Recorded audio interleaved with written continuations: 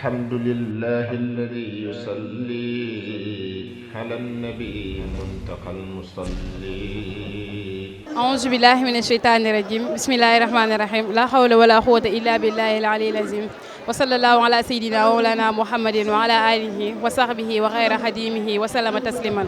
mbokki jullit yi ñu ngi leen di nuyu bu baax di ziar mbokk taalibe yëpp di jaajëfal ñëpp ñi nga xam ne ñoo ngi ñuy topp fii ci Nour Darayni TV moo xam ngeen ne ci réew mi wala ci bitim réew ñu ngi leen di jaajëfal bu baax a baax comme ni ñu ko daan defee ak yéen rek tey dañoo ñëw fii nga xamante ni moo di Yoff Jàmmalaay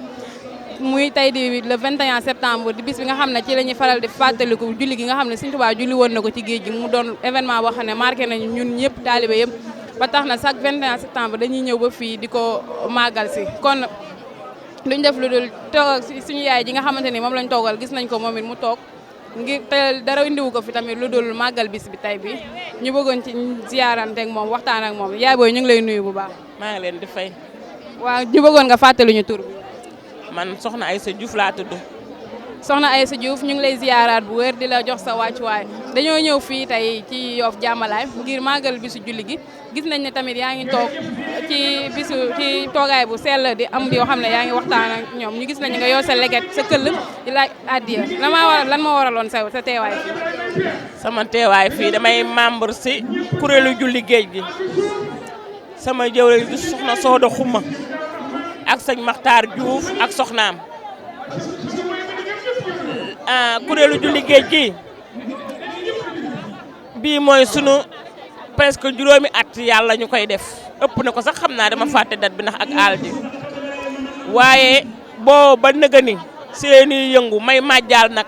man damay màjjaal ni addee sëñ Bamba ak Seera Faal dama naan jullit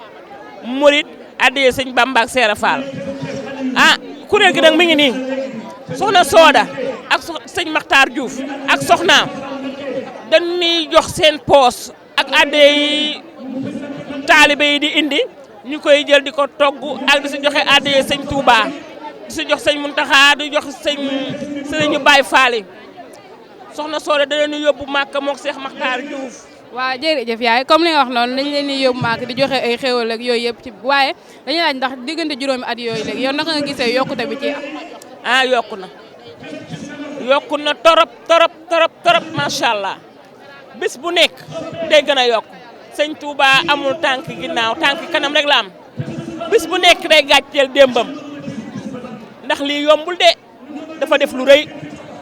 def lu rëy at mu jot nañu koy fàttaliku muy kuréelu julli géej gi di julli gi mu julli woon ak sa géej ga.